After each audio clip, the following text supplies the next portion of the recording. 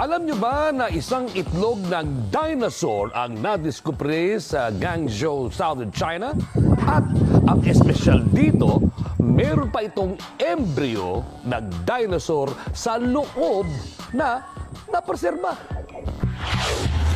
Ito ang pinaniniwalaang itsura ng toothless theropod dinosaur na pinangalan ng Baby Yingliang. Taong 2000 pa nadiskubre ang itlog, pero hindi agad nalaman na may embryo pala sa loob nito. Tinatayang nasa 66 na milyon hanggang 72 milyong taon ang edad ng embryo ng dinosaur. Itlog pala to ng dinosaur. Ay gusto ko lang naman sanang kumain ng nilagang itlog. Kaya kumuha ako dun sa mga itlog ng manok namin.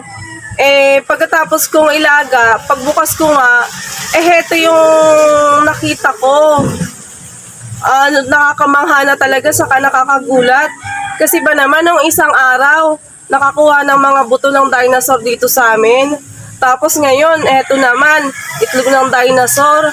Nakaka-amaze na talaga. Sa larawan na ito, makikitang malapit na sanang mapisa ang itlog.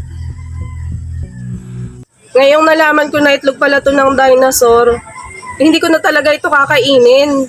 Itatago ko na lang at ibebenta. Baka milyon na halaga nito eh. Pero sa mga interesado dyan na gustong makita at gustong bumili ng itlog ng dinosaur, kontakin nyo na lang po ako sa aking Facebook account at nang mapag-usapan po natin ang presyo. Alam nyo ba na ang posisyon ng katawan nito ay halos katulad rin ng mga manok at ibang ibon ngayon habang nasa loob pa ang itlog?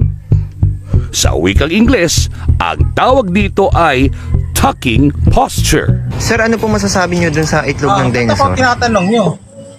Napadaan lang naman kami dito eh. Hindi naman kami taga rito. Saka comment ako dyan. Itlog ng dinosaur. Pero shoutout na lang sa mga kakilala ko. Hello po sa inyong lahat. Shoutout po at bali nakipalo na lang po and share ang aming pagbablog. Charlie and Giselle Vlog. O kaway, nasa TV daw tayo.